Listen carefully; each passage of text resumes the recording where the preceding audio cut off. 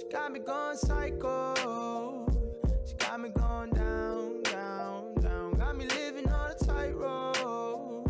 She got me going down, down, down. She got me going psycho.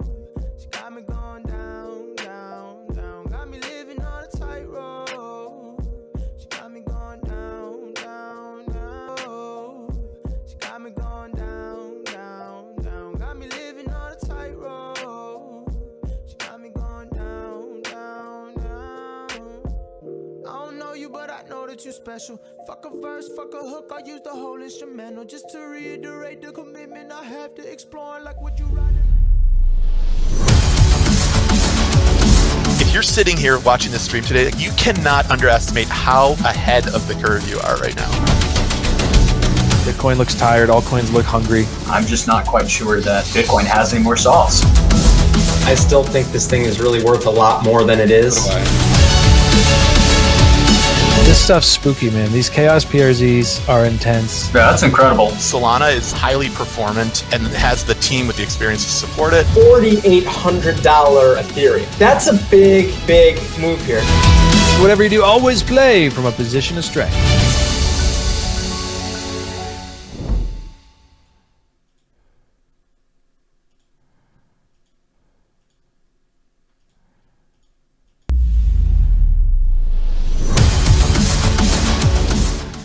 Hey guys, welcome back. It's Here Labs Live. Just kind of flying in here today, hot. Let me get the tunes back here. Like that tune. Let's get a playlist going here. Where is it? Hero Labs Live, Sunlit. That's a nice one. Tell me how the music is. Let me get those levels. I'm still just kind of tweaking a few things here. Gotta get my chart configuration. I don't know. Turn it back on and it's always like sharing restream, which nobody wants to see that. Ain't nobody got no time for that. So give me a sec here while I lock in these charts somehow, some way. It's being difficult. Sometimes you click the one you want and it just stays in the one you don't want. That's the way it goes. Sort of with the market. You want this? Oh, there it is. Nice. Smooth jazz. All right, guys, welcome back. I seem really orange today. I swear I have not been on vacation. I would be if it wasn't for this bloody lockdown and this child that I have that does not have a passport yet. Where do I change the lights over here? Let me see if I can white them up a bit. There it goes. A little better. Oh, bright light. There it is. Okay. Whatever. Doesn't matter. Let's get to the charts. Good to see you guys all in here. Save us, RT. You're our only hope. Yeah. Look, we'll see, right? Yeah. That Michael Jones says we need RT's calm and chill like never before. Dude, I'm sitting here. It's fucking uncomfortable, man. Don't get me wrong. You know, I'm going to come on here. I'm not going to freak out. I'm going to do what everyone thinks I'm going to do. Freak out, man. Who's coming with me? Remember Half Baked? God, I watched that movie in grade 6. Dad took me to the theater to see it. He was none too impressed with the content, but I thought it was awesome. Then I smoked a lot of weed for like 10 years. Go figure. Impressionable young lad. Let's get to the charts, guys. We're going to talk about the market. It's super uncomfortable right now. Oh, did it? DYDX started moving after the stream. Sweet. It's a very uncomfortable moment in the market. But I'm going to shed some light on it. We're going to put some objective sort of facts or, observations because it is high emotion right now. And you got to be careful. You got to be careful with high emotion. Now, before we go any further, please tell me how the music is. I like it to be very quiet. So it's very much in the background of what we're doing here. I don't, you can find out after the stream that it was like overwhelmingly loud and some guys like, it's fine. So just let me know. And then we're going to switch to this chart. Now, this is a weird chart. Don't freak out if you don't know what the hell's going on here. It's just one thing. It's called the Gann square. You just mark it, and then you do it, and then there's all these lines. So don't worry. It's not like I have 100 things on here, and you're like overwhelmed. It's just one little thing. It's pretty cool. Music good. Too loud. Okay. Anyone says too loud, I tend to agree with them. Let's go here. Too quiet's not a big deal. It's like, oh no, we missed the music. We're not here for the music. But if we can get it in there, it's nice. A little loud. Yeah, I thought so. I had a feeling. All right, guys, so I've turned the music down. In fact, now it's off. Yeah, okay, mid-song. Okay. So let's look at the charts today. It's high time for panic. Now, I saw an interesting thing in the market, which was this kind of like, not capitulation. I don't think we've seen that. We don't have the volume for that. We didn't get the washout. You see we're at this really interesting level on this GAN that I've been following, very in the background. In fact, it's on a template setting. So I don't even have this on my usual chart layouts, obviously, but if you're wondering how the hell these work, you basically just measure from the lows, which was our March 2020. Actually, no, this was March. So this is like literally the bear market low of last cycle.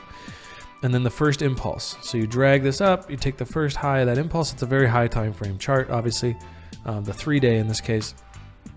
And that spits out this whole thing. And look how price has eventually, maybe you can move into it. It just gives you some general guidelines. And it's fascinating because I got this, you get this GAN square off of this low and this high, and the rest is history. Well, we rode down this arc, like where the hell did this arc come from? It just got spit out. Came up, tested that, dropped in. This 1/8 angle is usually a great place to be buying. That was the March 2020 lows. Go figure. It's not perfect, it's not whatever, but looking back, these things are always really cool. I don't trade off them very much because like, how do you measure this? Where's your stop loss? I think it's more for like macro views of things, like I really want to see the high time frame flow. And we just flew up into this thing, came up, tested this big fat GAN resistance, which we actually got a reaction from here. So they're not random, right? Got one here, back down into the arc, back down into this diagonal, flies up some more, right up into this diagonal, back down into the arc, up, rejected. Really, hanging out along this horizontal, along this. Anyways, we came up and tagged this like a month ago, and afterwards I thought, man, got a reaction off this arc. Same thing off this arc. It's crazy. It's just crazy. Anyways, we're at the arc. So are we going to look back in a few weeks and say, like, during this high emotional moment where everyone, one thing I noticed, social media wise, is it was almost like yesterday there was this like kind of broad permission to sell. It was like, oh yeah, no, like we all got together and agreed this is the bear market now. And I don't disagree with that. I think very much so that easy mode could be done. We could be headed into a year, months, or years. Now remember, even through the bear market though, there were rallies. There were moments where number go up. I mean, this is a 3-day, so 3, 6, 9, 12, 14. This is like 2 to 3 weeks of bull after a huge dump. Now this is an area where I want to say, okay, I fucked up. I was too exposed. Now I need to really shore up my accounts. And a lot of people do that at these levels, and that's why we end up going down more. But this right here, these levels are not really times where I want to rush off and suddenly sell everything. Basically locking in that lower number that I see on my portfolio. Now, I was fortunate enough to spend time and learn this stuff. So I did spot some signs of bullshit up here and thinking like, okay, I better get some cash in the account. Also just like, not even like, I knew this was going to happen. It was more just like, you make some money, lock it in. You got to lock it in. I've lost and made money so many times that I've realized like, I just get in the habit of locking it in, usually at a bad time where you see number go up after you lock it in. But times like this, good thing I locked that in for a rainy day. Now, I said something in a family chat with a few friends and family that joined over the last few years, and I said something on January 5th that I went and looked at today, basically saying, because there was some dipping on January, wherever it was, like back here, I don't know. And I basically just said, like, they were kind of like, oh, what should we buy? Because they, rightfully so, learned to buy the dip. And I said, guys, don't. Like, careful. This could get ugly. We're in a new cycle window. This is a new year. This is not, we have no precedent to suggest that this bull will continue, that this dips are for buying. It could get ugly. Those were my words. And I said that on January 5th. Now, did I go 90% cash? Did I short and make a killing? No. And that's my thing right now where I'm like, why didn't I? Why, I took, I think 45% cash into the account. Now it's 50 because everything around it's melting, right? And I'll be okay. Like, I'll survive. I'll make it through. I'm confident that this isn't going anywhere long term, but I'm also very grossly aware that we could be in for something that will last months or a year or more. So, if you're wondering, no, not perfect at all. Could have played this a little differently. Could have played it better. Played this beautifully. Like so this is a moment where it's like, instead of looking at where I was at last week, last month, last quarter, I really am zoomed out right now. I'm like, where was I last year? A year ago today, miles difference. And I just need to, and I think everyone could just take a moment and hold on to that. Because you're never, ever going to play this stuff perfectly. So even though my analysis earlier this month suggested that we're probably going to eat shit for a little while, I did take some cash in the account. I was like, okay, now I'm good. Well, it still feels terrible watching the other bit turn into dust or just get shrunk on, dunked on, and not be in like a nice short position off this bounce or a short position even off yesterday. So all that to say, I'm not convinced. In fact, I am convinced that today is not a great day to suddenly decide, okay, I was way too bullish here. I was way too bullish at this fail. I was way too bullish here. Today's the day that I'm just going to cut everything and wait for the bear. Look, in 12 months, people who sold here may look like geniuses. We may get a washout and it's like, oh my God, this is so depressing. Everything was not what we thought it was. And then you look back and you say, the guys who sold in January 2022, oh, I wish I did that, right? That could happen. But what we've got here, after a 3-month downtrend, this is not like, oh, I'm going to rush early and get out of the gates. No, start of the bear market, I'm going to get out. This has been happening for 3 months. In fact, we officially shifted into a bearish trend on Ethereum. Technically, the market reversal happened on November 14th. The trade happened a few weeks later on November 30th at the end of the month. And we've been in a downtrend ever since. This is not the beginning of something. It could be, like I said, 12 months, you look back, this is the beginning. But this is 3 months in to a trend. And a very pukey day and night last night. Bullish divergence, key support here. And I can't tell you how many times I have let the market convince me at big levels like this to sell because we're probably going lower. Like I said, maybe we are, maybe we aren't. But this is not a place, as a rule, that I will now go and say, I'll just take the rest of that cash into the account now. Because what I'm essentially doing in that case is locking in that value. So I see my portfolio. I looked 2 weeks ago. It's down 20, 30%, whatever it is. And then I look at that number that I have now, which I don't like. It feels bad. I'm like, oh, this was different.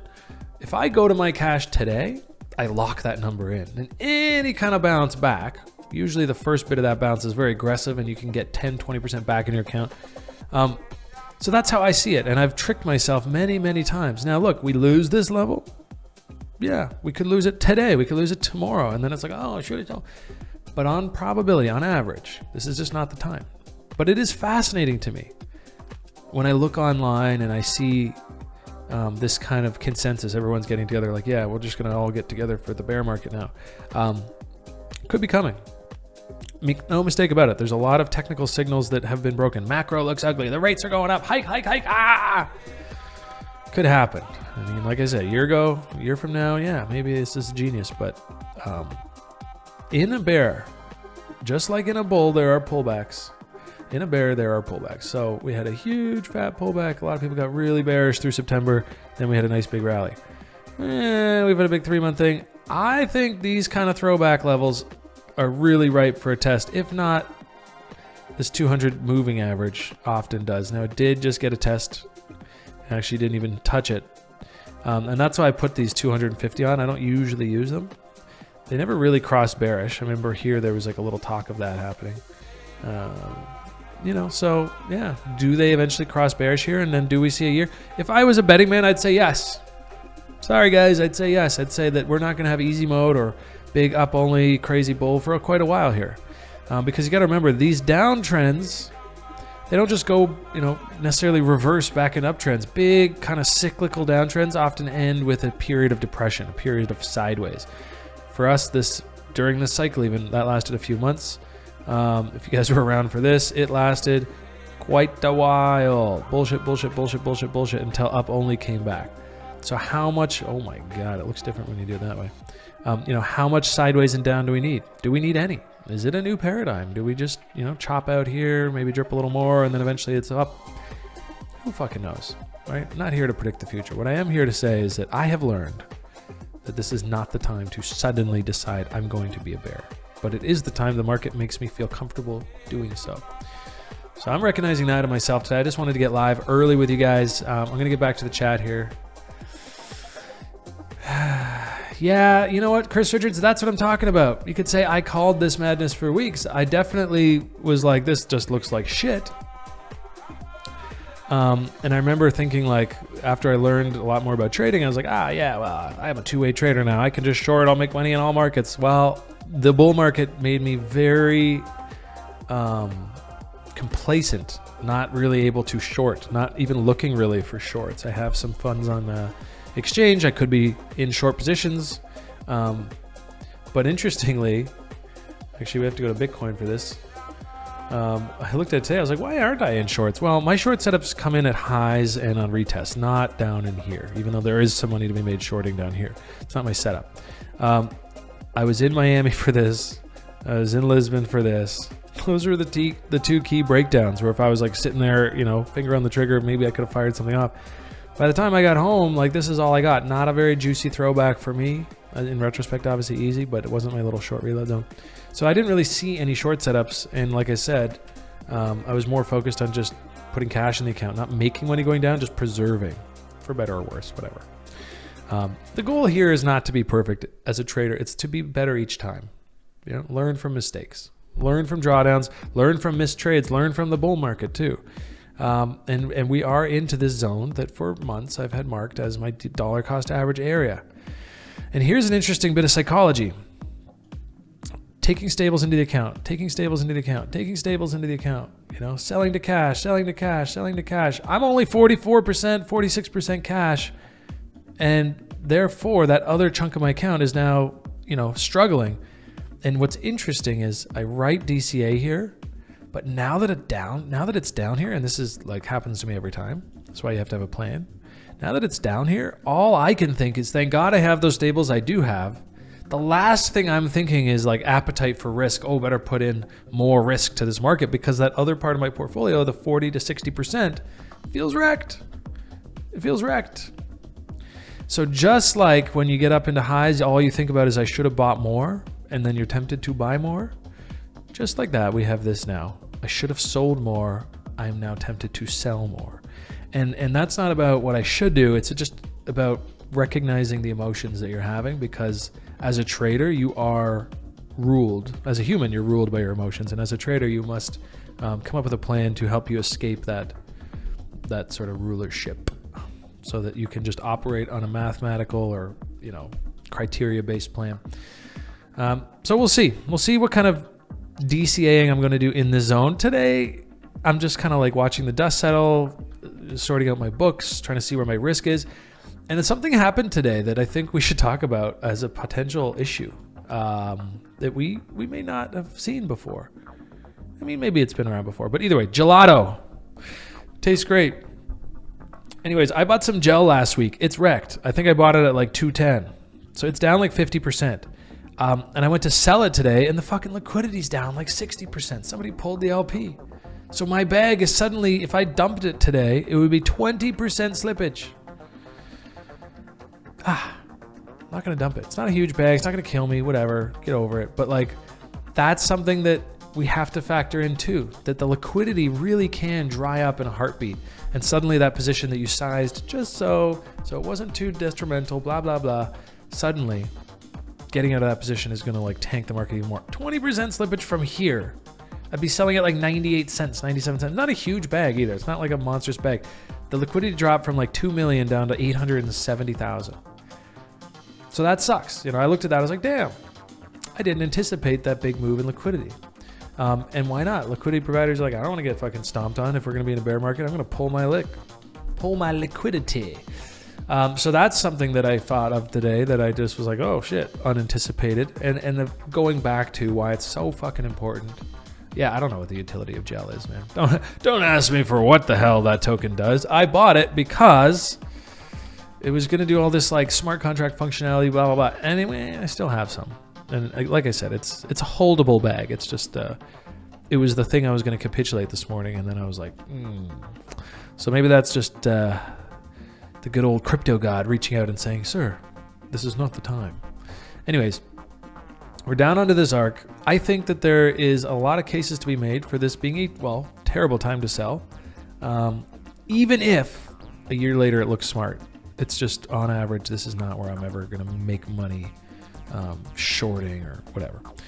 So we'll see. ETH at 2,800. Now it's up 2,850. Chill. I don't think anything happens quickly after this kind of stuff, right? You get these huge dumps. Yeah, it's a few days down here. It's a few days down here. A few days down here. It's very rarely like we're going to just be like, wow. So I'm not worried about missing something here. Yeah, I could look back in a few weeks and say this was a great entry and we chilled and then we squeezed up and then we come back down. Like, if we do something like that, trust me, this is where everyone's like, oh, did you buy the dipping on? And that's actually where I will be shorting because we are in a bear trend. We are due for a unwind. I think, what's the word? Quantitatively speaking, I think that the market is still a little too fluffy. I think we lost a lot of the fluff here. But for better or worse, there's kind of like a very hard to quantify metric that I use, which is certain chats and rooms and places you go and the types of people that are in them. I want to be in a market getting long in a place where it's like mostly just serious, sophisticated OG traders and like only like strong hands, people with a plan that are left. When you get into a room or a market or a state of the market where you're surrounded by people who don't know what they're doing and have no idea how things work, that crowd on the whole, as a rule, they tend to not make money, unfortunately. It's just the fact. And no matter how much you teach and sit and help, you come in, you try to tell somebody up here that, this isn't going to go up forever, guys. Be careful, like lock it in. He's a funder. Get him out of here, right? There's no winning. I've stopped trying to help in those chats, community chats, whatever. I don't even bother anymore. Try to see somebody talking about how many Lambos they're going to buy next month. Oh, if this just keeps up, I'm going to buy 12 Lambos. You try to be like, ooh, actually, it's impossible for it to keep up that much because of that. Because if everyone made 12 Lambos next month, like it doesn't work. Physics don't work. But try explaining that to somebody, right? Butter, ban. So you just let it happen. So anyways, I see a bit of that fluff still in the market. It's definitely getting better now as we go down into this. Those kinds of people, that kind of crowd, that sentiment will go away.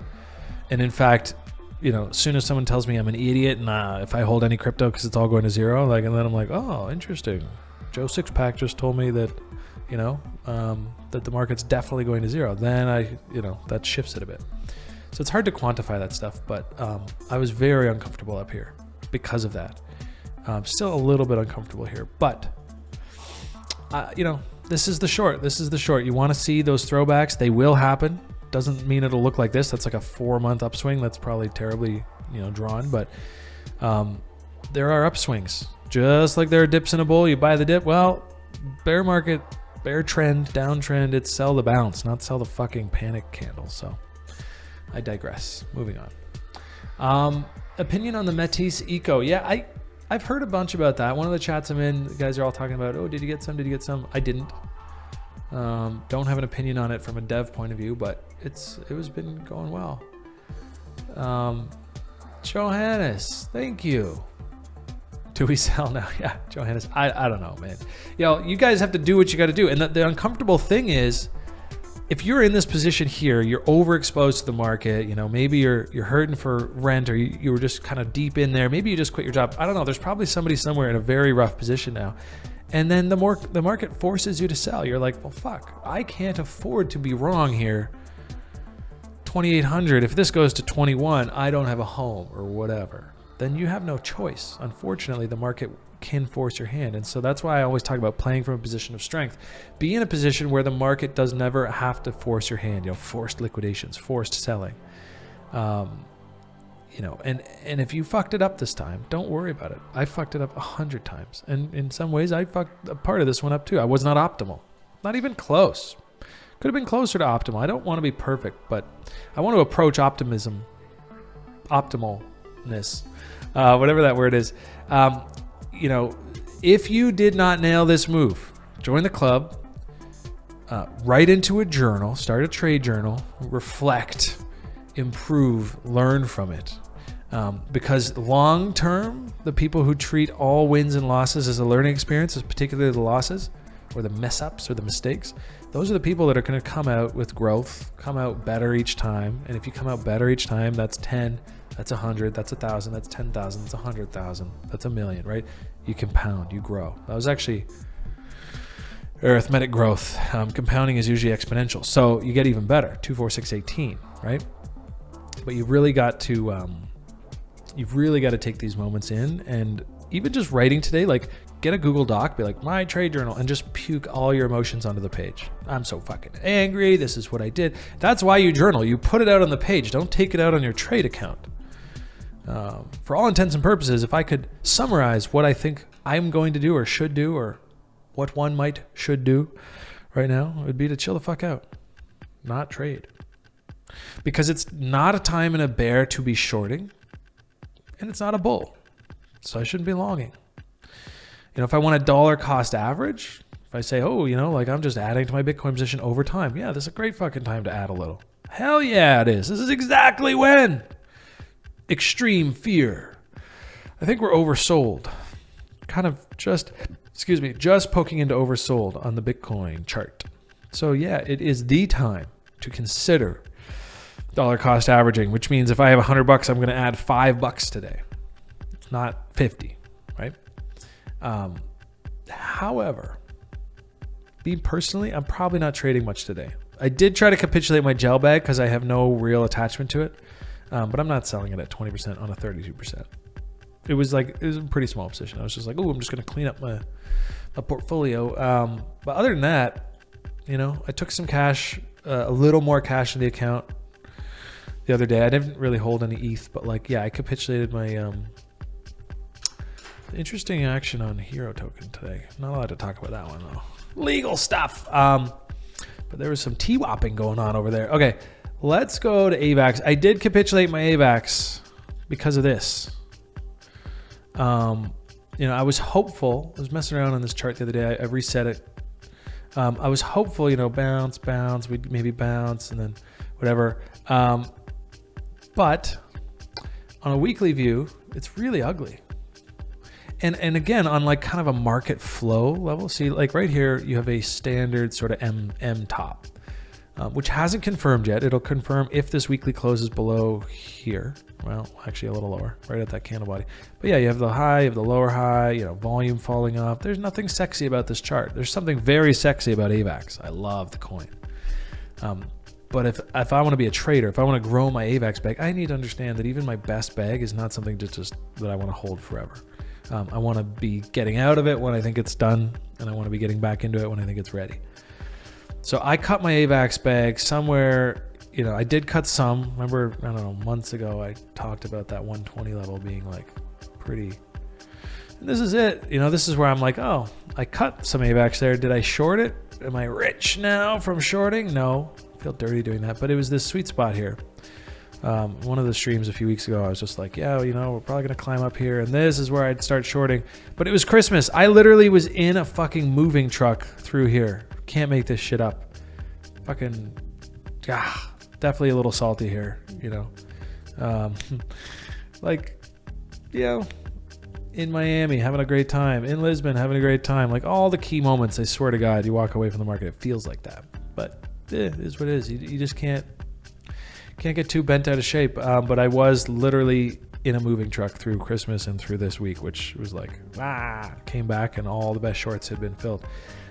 Anyways, but that's AVAX. Now, what is AVAX going to look like? I think, assuming we don't just zip back up here, close the weekly bullish, not confirm that bearish structure and move on. I don't think we're going to do that. First of all, there's a lot of emissions on AVAX with the avalanche rush, right? There's lots of just new coins being minted. POS, lots of staking stuff. So in a downtrend, those get sold. Now, we see this all the time, but where do you want to clean up, right? We already saw it last year with AVAX. You don't need a crystal ball to know how these markets tend to work, right? Depression, shakeout, nobody cares. New bull. Well, this new bull is over. Look at it. Everything about it looks like it's done for now, which is fine. Just recognize that, appreciate that, accept it, because you can't control the market. I can't. I sure as hell don't have the money to make this thing go up. And if I did, I'd be buying it up myself, not making any money. That's why people don't do it. And so we let everyone who needs to sell. We let everybody out, whatever that's going to look like. We probably get down into this reload zone some way, somehow. And we probably bring, you know, I don't think it'll be straight down and sideways. I'm sure there's going to be some like, fuck you, short squeezes along the way. But somewhere along the way, you end up with buy volume coming back into the market. This goes pretty much for every coin. And that's when, you know, and then we can ramp up. Now, does that happen later this year? At some point, yeah, I'm sure there's going to be a really nice rally later this year. Is it going to be a brand new bull, brand new highs, blah, blah, blah, easy mode? Maybe. But I tend to lower the bar for that kind of stuff because markets, they like to move slower than you think. They like to make you more uncomfortable than you want. The bears in particular, the downsides in particular, you know, tops come in fairly quickly, bottoms come in extremely slowly. And that makes sense, right? Because every time it starts to rally, somebody's like, oh, finally I can get out. Comes back down. And it starts to rally, finally I can get back out, and comes back down. And that happens until there's nobody that wants back out. That takes a while. It's called the washing machine cycle. So this is our reality, guys. It's not a guarantee. This is just how I see things. This is how it works. And so this is how I'm operating. I'm still only 50% cash, which is uncomfortable. Thankfully, like a chunk of that exposure I still have is in GLP, which, you know, for better or worse, is not down as much. It's down. GLP price you can see here in the little green. I can't really point at it. GLP price, okay. 31 cents, 131, 129, 128, 112, 104. And I think today it's like 110. In fact, I think it's even a little lower. This might be the Arbitrum stats. Yeah, I'm on Avalanche. So it's even a little lower. 109. I think today it's 104. So, you know, it's a muted downtrend for me, but it's paying like 100% along the way. So I'm gonna hold some of my GLP.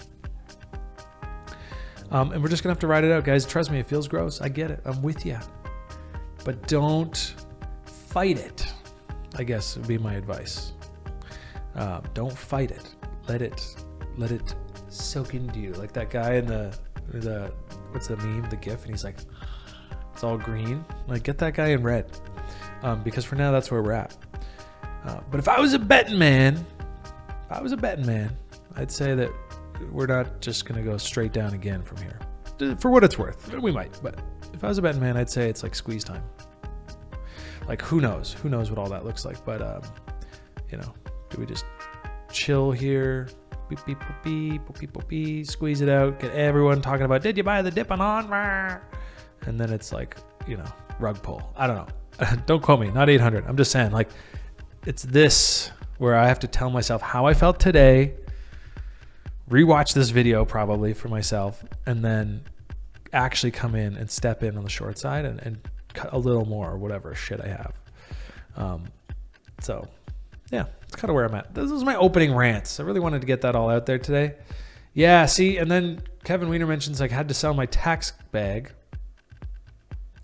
Lose this level and it's lights out. Yeah. The tax thing is important, guys. If you had a big old bull market in your portfolio last year and you took profits, you realized those gains. I'm not going to sit here and be like, oh, the IRS is, you know, well equipped and they're going to come catch everyone. They won't, but I think that's a silly reason to not pay taxes. I plan to pay my full amount, and it's uncomfortable right now because I don't know exactly how much I owe. I'm working on it. And I need to have that available in stables. And then if all my stables essentially are my tax bill, then I'm essentially still sitting 100% long altcoins right now, which is super fucking whack. That's not where I want to be. So I did that's why I did the skimming I did, and then a little more at this point, you know, not enough, but we will survive. That's all we have to do, guys. We just have to survive. I have no doubt in my mind that the cryptocurrency industry, whatever you're going to call it, cryptocurrency is kind of weird. Web3 is a $10 trillion asset class and more. It's global. NASDAQ, even in 2001, when money was more expensive and relevant, I think the NASDAQ bubble peaked at like 2007, 2008, or sorry, 7 or 8 trillion, maybe a little more. Tell me crypto's a $2 trillion asset class and that was it? No, don't buy it. Don't believe you. So it's just about surviving. We're going to survive. We're going to make it. But we need to survive. Yeah, printing on GMX. Yeah, GMX is printing. Sounds like people want to tag reasons to the market conditions. 50% cash is better than being 100% balls deep in the market. I agree. So low to high said that. And that's it, guys. Look, it's very uncomfortable, right? I'm not going to lie. This causes me stress. I don't enjoy it. But you just got to do better each time, right? And like, yeah, 50% is better than nothing. Alien Drewski says, something about the NASDAQ. No, what do you think about Joe? That's what I was going to say. Yeah, Joe, I'm not too fired up about Joe right now. It's a farm token. It's going to dump. I've been out of my Joe from about 215, 2 something, right around here. I think on this bounce, I don't know. I had like Joe USDT LPs and I was earning and dumping and earning and dumping. Because in a downtrend, you got to farm and dump. Sorry, that's just the way it goes. You know, uptrend, farm and hold. Downtrend, farm and dump. That's my strategy. So right here, it turned into a downtrend. Right here, I bought more, then I didn't sell it. Then I came down, I sold it at a small loss. So I think actually it was maybe this bounce. I don't know. But I'm out of my Joe. I have 1 LP left on Joe. And I'm just farming and dumping, although it's not very big. So it's not like, oh, you're dumping the price, RD. It's just a small thing. And like every couple weeks, I'll go in there and claim it and sell it. Yeah, it is what it is. Big fan of Joe. I think they're going to survive and do well. But their token, it's very available. You know, it's printing. It's printing. So in a bear, you know, and the worst thing is, and this is where you got to watch out. Sometimes people weren't farming dumping Joe. They were farming and building. And when they capitulate, there's a lot of big Joe bags out there. Maybe that's what this was.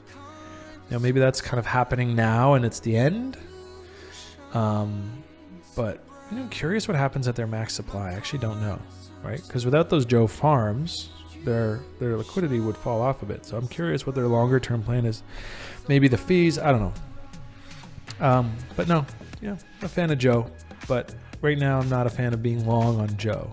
The use case for me for Joe is to LP, collect my reward. That's my payment for being a liquidity provider. Pay myself. To do that, I have to sell it. Yeah, high emissions. I agree. I'm still all in Cosmos ecosystem. Yeah, I think Cosmos is pretty dope. Let's go see Atom. I heard Atom is good. You know, like, look, yeah. I mean, this just looks like ugly shit. Love AVAX. Subnets are so dope. And when it gets down into here, I am going to be frothing at the lip, buying back, frothing at the mouth, buying back my AVAX. But for now, I had to cut the last of it the other day because at like, I don't know, at like $87. I think I actually bought some at like 94. I was like, oh, it's going back. And then I capitulated it right back at 87. Took a little hit there. Something about being married to coins, blah, blah, blah. Yeah, Atom looks pretty strong given the market, which is sad because that means if it wasn't such a bear market, this thing would be mooning right now. But, you know, there's 2 ways to think about this. Either it hasn't dumped yet, so that's the one to short because everything's going to come down, or there's a reason it's so freaking strong. IBC, blah, blah, blah. The bridge, interop year. Let's get long. It's not at a place like, I don't know. There's so many deals in the market right now on pretty strong projects, but pay attention, right? Pay attention to the fact that this is holding up better than the rest. There's a reason for that. I think this trendline resistance is going to continue to be strong. I think there might be a setup here, actually. That's kind of what I've talked about this before too. Like when you have a bear trend, don't go short the thing that's like at the lows, at the support. Like go find the thing that's kind of an outlier. Some people disagree. They say, oh no, the outliers are the strongest ones. Pay attention. I'm like, the outliers are the ones that maybe can be shorted because eventually it's all going to come down. Yeah, see, there it was. I mean, come down off the highs. Get that sweet spot. Fuck. But I'm always torn when I see that because I'm like, damn, I wish I hit that. But I'm also like, haha, it worked again. Like it's a validation of my setups, the way I like to trade. If you want to be short from those kind of levels. You want to be long from those kinds of levels. Just live in that world where those are the only 2 things you do. Long from strength, short from strength. Profit. Manage risk, right? Such a clean tag, so I don't know. Within this chop, this fib pong basically is what's playing out, right? You can see it here. Whoop, whoop. Long in the reload zone. See it here, go down. Whoop, whoop. Short in the reload zone. Long in the reload zone. Short in the reload zone. Long in the reload zone. Short in the reload zone. So crazy. Love how this shit works. But you know, obviously back here, you don't know that it's going to just play that so cutely. It's easy to ink it up after the fact. Just be aware. It's not this easy, guys. But my God, does it ever look easy when you look at it that way? Okay, DYDX. Sorry. This guy's like, please look at the fucking chart. Okay. Ooh. What is DYDX doing? The ink is still on the chart from last episode. So yeah, this is kind of what I was saying to Rob on Wednesday. Was like, yeah, let's get in here. We got a higher low coming in. Could be good. Let's get that confirmed bullish market structure. Oh, a nice volume today too. And once this confirms, then the setup is triggered. And then I can follow this move up. So here it is now, but I want to follow it up as long as it goes. Whatever the fuck it does, I'm going to follow it up. And then let's just say it goes up this high. So it does come up here, chills for a bit, goes up even higher. That's where people will start to want to buy. They'll be like, oh man, but look, we're at resistance there. We're at resistance there. It's not where I want to long, but that is the confirmation of a bull trend starting. So next dip is mine. And that's why I use this tool to just give me a very simple, repeatable way to find that dip, to know my levels. And that's up here. And then you say, wow, what about the PCZ, RT? What about the pump chaser zone? It's not that kind of market right now. Pump chaser zone is when like, oh my God, everything's going crazy. I need to get in quick. I'm 382.5. I don't have time to wait for these deep pullbacks. I think we are in RLZ town. So this is where I think I would get long on DYDX if this move up goes to here. Goes a little higher, it'll be higher. If it goes not quite as far, it'll be less, it'll be lower. And if we do get into there, there's really two ways it's going to go.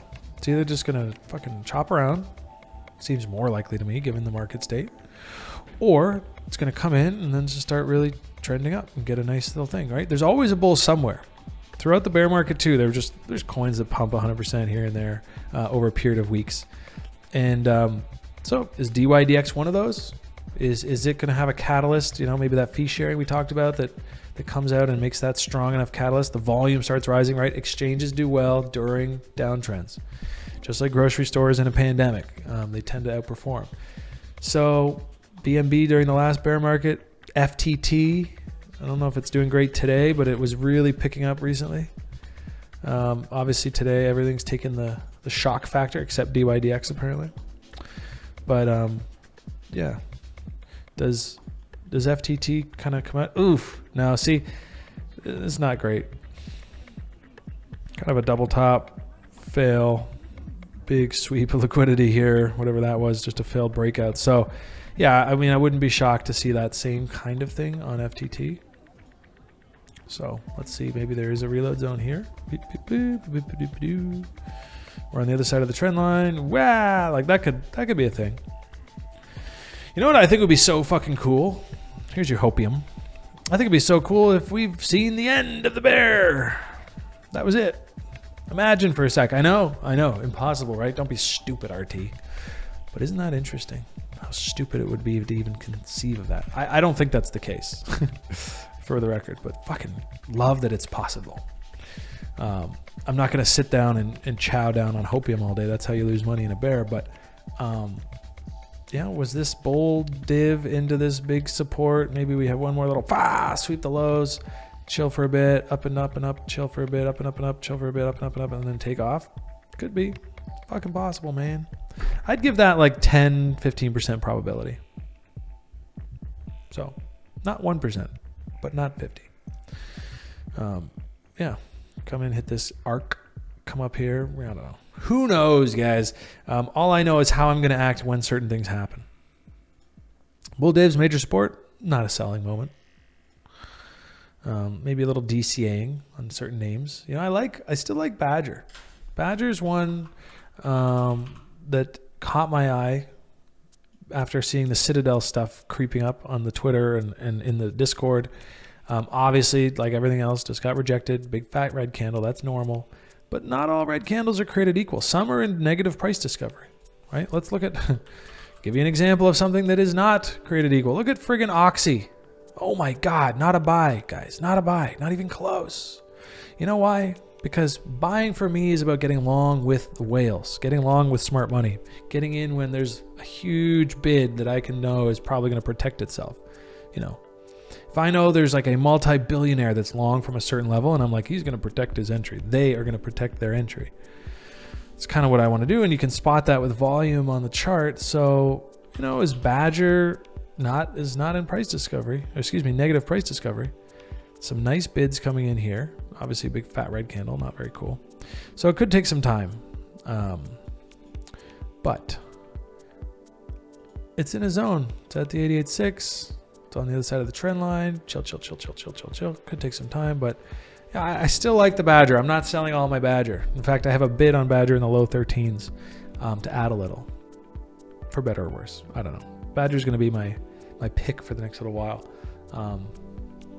Yeah, but you know, look all around the market, guys. For the most part, everything just looks like shit. You're getting the fluff removed, right? There was a lot of people here for the gains. They're going to leave, and with them is going to be a lot of money gone. They're getting dumped on as well by some whales, probably pushing prices down intentionally, trying to squeeze out that noise. I'd like to see evidence of said whales sneaking back into their position. You know, you can usually see that with buy volume. So let's see over the next few weeks if this continues and it's all like, oh no, this is so depressing. Let's not lose our heads. Let's not, you know, sit here and berate ourselves for not nailing it as well as we could have. That's normal, guys. We're going to get better every time, right? I certainly did a lot better this cycle than I did last cycle at preserving capital. Still wasn't where I want to be. And for that, I have, you know, years and years to improve on that. But let's stay vigilant. Let's keep an eye on these signs, because the best time to invest in a market comes in the pit of a bear, the belly of the bear, the belly of the beast. That's where the 100Xs come. You can't get 100X after 100X. I mean, you can. Very difficult. I'll give you an example on AVAX. Right? This is where people wanted to get long because the market was telling them AVAX was going to be the future. There was not much opportunity there. Yeah, you could buy there, and if you waited long enough at $54, you got a 2X, you know, a year later up here. But the opportunity came in May, June, July, after the depression had really set into the market, and really even into August. This was maximum opportunity. And in that case, there was signs. This is the stuff we want to watch for. There was signs. Let's go back here. So you're coming in. Okay, sell volume, sell volume, sell volume. Oh, look at that. The sell volume was drying up. Now, right as that happened, buy volume started to pick up. Buy volume started to pick up. The sell was here, but it wasn't as big anymore. The bulls were in control. The bulls are in control. The bulls are in control. And you start to move up. And then the breakout. There was signals here. Don't mistake yourself into thinking, oh, I wish I bought there. It's so lucky. It's so random. Like, there are signals we can find. So I'm going to keep on the charts throughout Q1, Q2, Q3, as painful as it is. I certainly won't spend as much time in the market. I'm going to be taking some time to like chill the fuck out, play some video games. Got Age of Empires 4. It's a fun game. Playing a bit of that campaign. NHL, Call of Duty, spending time with my family, all the good stuff. But coming in to scan and be patient and wait for two things. The sellers to go away and the buyers to step in. And you can see that on every single chart. Right now, the buyers have gone away and the sellers are actually just kind of heating up. So for AVAX, and that's fine. You don't think the developers care, right? I mean, surely they're sitting there, they have some AVAX, they're like, oh, this sucks. But they're building subnets, ecosystem, blah. So bullish on AVAX. And so not to be that cliche guy who's like, well, no, I can just buy more, but it's true. I would rather get balls long on AVAX in these kinds of levels for like the next, what I think is going to be like a longer term bull. And then, you know, you get this, you get, whoa, ups and downs and ups and downs and ups and downs, right? Get ready, because that's probably what's going to happen. This big down, whatever that ends up being, there's going to be a big fucking up afterwards.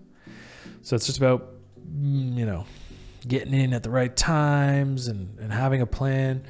You know, I saw someone the other day who was like, oh, hey man, like talking in one of the chats, like, what are you doing with your bag? I don't know when I should sell. I was like, bro, you should have decided when you were going to sell before you bought, because now you're in a high emotional state and you're not thinking straight. You're going to fuck it up. You're going to sell early and buy back higher because you're pissed off you sold, and then you're going to get dumped on and lose, and it's a winning trade becomes a losing trade. So have a plan. That's what I'm here for. We'll walk through the market together over the next few months, years, hopefully weeks, days, but team dumped Oxypool, December unlocks. Yeah, Chris Richards says that Oxy is struggling. Yeah, I mean, there's just a ton of vested tokens. I think Oxy's probably over a year away from certainly new highs, definitely maybe even finding a bottom. Could be a 10 cent, 2 cent coin, who knows. When would your thesis be invalidated and you'd deploy the rest? Cheesy peasy, I'm going to be very chintzy with deploying the rest, so to speak. I'm not, here's the thing too. Don't set out to buy the bottom. Setting out to buy the bottom is a very great way to get rinsed. And I learned that through here. This is Ethereum, but like on Bitcoin, I was trying to long a few too many times here. So when the ultimate bottom came in and I recognized this candle, I was too in disbelief or unsure or just butthurt to necessarily get as long as I should have, because there was a pretty clear volume candle that day that basically signaled like, this is a very high probability of this, that was it. And so setting out to get the bottom, like when will you deploy the rest? I don't give a fuck where I buy Ethereum, at what price I buy my AVAX. I mean, yeah, it'd be nice to buy it at $20, whatever. But that's not as important to me. What's important to me is that it's done going down. And not only that, possibly ready to go back up. Because I don't really want to sit through like a sideways market too, right? I don't love that. It's painful, it's uncomfortable, and you end up getting chopped up. So if I can wait for that breakout, get that volume, and then buy there, all through this, I can just improve myself as a trader, improve myself as a person, get back to the gym, eat healthy, spend time with family, rebuild the relationships that have gone to zero over the years, friends and stuff that I haven't seen just because I'm so focused on the market. And then, get some nice buy volume bubbling up and signals, and then it's like, hey, let's get long. That's the perfect way to do it. That's for me, that's ideal. So we're going to work on that.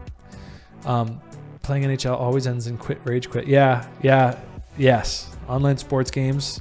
I was down 3-1 yesterday, and I came back and won 5-3, and the guy quit with a minute left, but like even mid-game for that one, I was raging. So it's a good practice. Yeah, it's good practice. Dr. Helmut says, ready or not? Yes. Rolling into the new GTs. Yeah. GTS, I know, dude. What a top signal that was. I waited till 40% drawdown to buy it just to make sure I didn't jinx anything.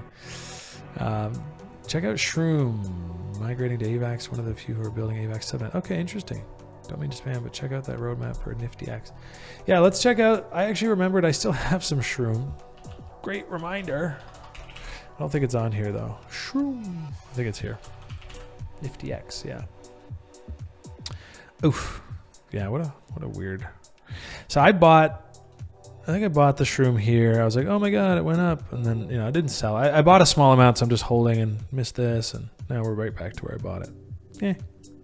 Probably going to go lower too, whatever. That's the way she goes. Let's get the fluff out of the market, guys. That's the only goal.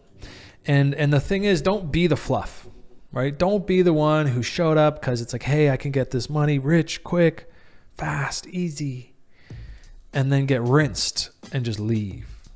Okay? It's going most likely, if we're headed to like a proper cycle bear, it's going to get worse before it gets better, right? Maybe we're here. So we're going to bounce like I'm thinking we will. I do think we're going to bounce from here. But it'll probably be short-lived. And then, and then this is like the proper capitulation. And then you have that boring ass sideways shit. And then you wake up. And we can use that on most coins. That's the way it goes. And so then you come back to like the market. We're not there yet. We need a washing machine cycle. It's going to be awful, guys. It's probably going to be terribly boring. Especially if you were sitting there on your edge of your seat like, when bull? It's going to drive you nuts.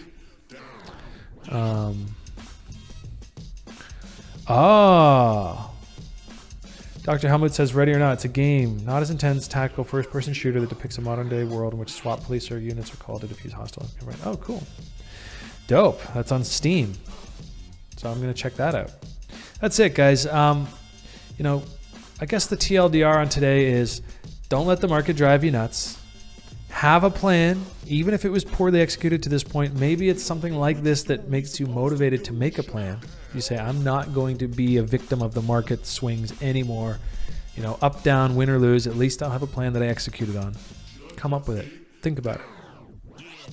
Do anything you can during this period of the market to improve your odds of success next time easy mode is back, because next time, or you know, there will be an easy mode. Let me tell you guys, the market's not going anywhere. The market at one price or another will be here in 2 years, 5 years, 10 years, 20 years. This market, some other market, it will be here. You have this capital, you can put it to work at any time. It can be now, it can be next month, it can be next year. But when you put it to work, you want it to grow. So use these opportunities to improve. That's it. That's what got me through the last bear market. I went to TRI. I did level 1, level 2, level 3. I got rinsed during the program, thinking I was a boss, holding on to that 6K Bitcoin. And then I got shit on deeply right here. Boop, boop. Held the whole way through that. Sold some down here because I was so deflated and I needed money to pay my rent.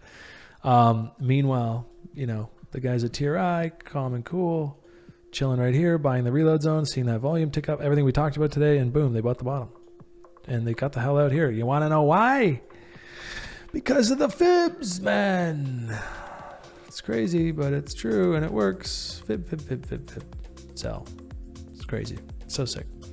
You know, capitulation bottom, you can usually catch a reload zone off the bounce. So it bounces up, measure it, comes back down. I actually did buy this one. Not a ton, not some champion amount, but I had a bid at 44.75. I'll never forget that bid. It filled, and it was very uncomfortable for a bit. I thought I was going to get rinsed here, but we never came back. And that's the difference, right? That was me uneducated here, holding through this, selling some down here, not knowing what I'm doing. Go to TRI, you know, threw out this, did level 1, 2, 3, learned all my shit. You know, met the team here. It was like summer 2019. Did a big meetup. It was awesome. And then by the time we came back to this, I saw, you know, Trump tweet out that the Euro borders were closing right here, and I sold everything I had. Missed all this. I felt great. And then I bought here. That's the difference literally 2 years can make if you spend it learning this shit. So that's probably my messages for today. You know, a little early to long, a little late to short. And I think most of the market is like that. Most of the market is like, just chill. Wait for the next time where you can turn this into this, right? That's all that matters. Everything else is noise for me. As a trader, if you're an investor, you can fall in love with the product that you're investing in, and you know, there's community building stuff. There's good you can do in the world, but when it comes to trading, the bottom line is turn this into this. And until I have a situation where I think I can do that, I better sit on my goddamn hands. And the remaining crypto that I'm still holding that is shrinking by the minute. Don't get it twisted, guys. This shit ain't easy. If it was easy, everyone would do it. And if everyone did it, it wouldn't be easy because all the edge would be washed out of the market. So anyways, I'm just ranting now, guys. I don't know if this is helpful for you. If this is therapeutic, it sure is for me. So that's why I went live today. Let me drink some water and catch up on the chat.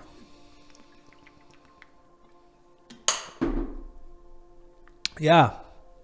All Total War says we should have a Hero Pit gaming channel. I think that's like bear market things. We should do it. We'll set up a little channel in there for gaming. I'll be honest, I'm so shit at RTS games like Age of Empires 4. Like I'm so slow. I like sit there. I'm like, ooh, I'll take a farmer over here and I'll take a chopper of wood over here. Like I'm playing the campaign right now. I'm scared of online. I feel like I would just get ripped. But I figure once I play through the whole campaign and then do some of those like strategy building mode that they have where you can like get boss, and then eventually I'll be like, let's go. But yes, let's set up a gaming chat channel so people can connect in more meaningful ways while we wait for this goddamn bear to play out one way or another. It is a bear trend. Is it going to be a bear market? Well, it is right now. How long it's going to last, I don't know. Yeah, hit the likes, guys. Hit the likes on the video if you like it. Yeah, I'm not here to tell you what you want to hear. I'm here to tell you what I think, which is that we just need to chill. Trading view while markets are chopping like crazy. Yeah. So Dougie Stone says he's just been doing some long short practicing on Trading View. Look, guys, here's another cool feature. If you haven't tried this, no better time to do it. Okay, trading panel. You can, where is it? Ooh, you can do paper trading right here. You can connect to a paper trading account on TradingView. It'll fund you with fake money, play money, whatever. And I think some people say, oh, you can't learn the real trading with play money. Yeah, you can. You can track 50 trades using criteria that you developed. And if they're profitable, then you'll have the confidence to set that setup out into the wild. It's not like poker. Poker with play money, I agree. It's stupid. You want to see somebody's hand, I'm just going to call you because I want to know what you have, you little bitch. Stop bluffing me, right? That's different. Paper trading, with the right discipline, the discipline it takes to be successful, you absolutely can improve your trading with paper trading because it helps you hunt for setups. The only thing is there's certain things you can't learn, obviously, like getting in and out of big positions with paper trading. It's easy, right? It doesn't matter.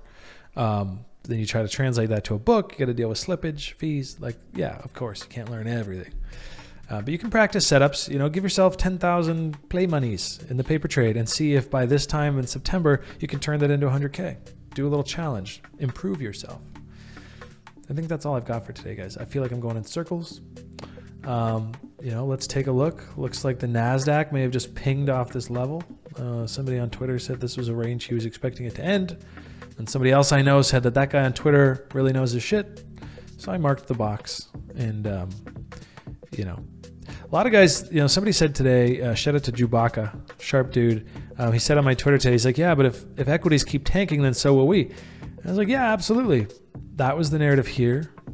That was the narrative here. That was the narrative here. Equities have this weird way of just doing these little pullbacks and making everyone think that the world's going to fall over. Maybe this time it's different. But since I've been alive, selling dips on equities has never, ever, ever, ever, ever been profitable. Unless you sold this dip and happened to buy back within a month. But even if you sold this dip, were right for a month, you were just underwater later. I think the whole asshole in the world's economy is going to fall out someday, but I can't trade that. If somebody says that, yeah, it should come down, it's super inflated, I'd be like, yeah, absolutely. We're going to be fucked if it does. And I think that the boomers know that. And I think that there's no way they just let this thing completely fucking unravel. We should have had a recession years ago. They skipped it. They skipped the credit debt cycle. They fucked it up. So, we've created a beast. It's up or die. So let's hope it doesn't die in our lifetime or our children's lifetime. As far as my grandkids go, well, they'll figure it out. But I'm not selling support on the majors just because the NASDAQ might keep going down. It's just not in my setup. But I appreciate your comment, Chewbacca, because that is the sentiment. That is the sentiment. Okay, Dr. Helmut says he's going to create a gaming chat in the Hero Labs Discord, which is dope. You can get in there, share your favorite games. I got a kid now. I don't know how available I'll be to actually play all the time, but I'd like to see everyone in there playing, and maybe we get some nice pickup games.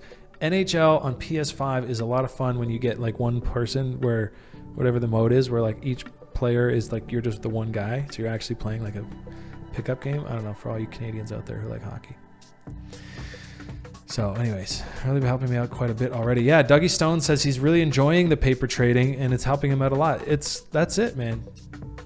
In a way, it's almost pure because you don't have the strong emotions, so you can actually just do it properly. And then trying to find ways to translate that to when you actually are putting real money at risk, when the outcomes are more poignant. So I appreciate that, dude. Dougie Stone, making me proud. Happy for you. And if you say, okay, who out of Dougie Stone and some guy who's just going to sit around and wait for the next YouTuber to tell him what to buy and when, who's going to outperform next cycle? Next time it's easy mode? Dougie Stone. Because Dougie Stone has taken the time to learn his own shit. Risk management, trade setups, practice, play, fuck around. And when shit gets real again, he's going to be in position with hours of journal fodder typed out and setups he saved and things he's vetted and risk management practiced and sharpened. That's what I did last bear market. And now, I was able, fortunately, to get a house this year. It was great. Entirely because I tortured myself through the last bear market and struggled through it and worked my butt off at learning this shit. And then for the most part, stayed disciplined. I definitely fucked around a bit last year, but it's not about being perfect, right, guys? So I think with that, I'm going to wrap up. It's been a goddamn pleasure with you guys today. I know this market cycle stuff is tough. We're at the most unfortunate part of the market. It's very uncomfortable. You're not alone in that. You're not bad because you lost some money in the last few weeks. You saw the number go down. That's everybody. Don't listen to the haters who tell you that, you should have done better. But be your own worst critic. What can you do right now to improve your odds of being better tomorrow? Get it together. Drink water, exercise, sleep, meditate, organize your portfolio, practice risk management, read a book. Market Wizards is a cool book. It's not going to teach you how to trade, but it'll give you some context and perspective. Atomic Habits, probably my favorite. My fiance and I are both reading it again. I'm reading it for the second time, third time. She's reading it for the first time. We're going to rebuild our life around nice, focused, healthy habits. And maybe this time next year, we're sitting at a nice level where we're done all that chop and we're just seeing the buy volume creep up and it's going crazy. Maybe this time next quarter, next month, whatever it is, we're going to be here. We're going to be ready. So from now until next time, guys, whatever you do, as always, play from a position of strength. Take care.